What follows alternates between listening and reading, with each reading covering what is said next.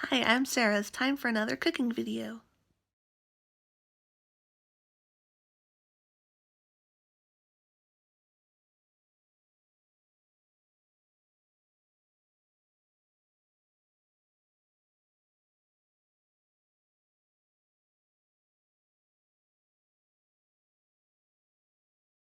Thank you for watching my recipe video as I put together slow cooker mac and cheese. It's a recipe from foodnetwork.com. It's from Trisha Yearwood, and hopefully you check it out and like it and make it sometime. Or another way you can cook it, when you go to the recipe, it says you can assemble it how I showed you. And then you can also put it in a baking dish and put it in your oven. I think it's about for 50 minutes to an hour. And I doubled the recipe just because I didn't want to have half a box of dried pasta when I usually make a whole pound. So just keep that in mind. Remember, if you're cooking a whole box of pasta, you have to double the ingredients that you use. So hopefully you make it and like it. I really like it. My family loves it. And it goes well as a main dish, or it could be a side for chicken. I'm going to make barbecue chicken tonight to go with the mac and cheese. And then any vegetable you'd like.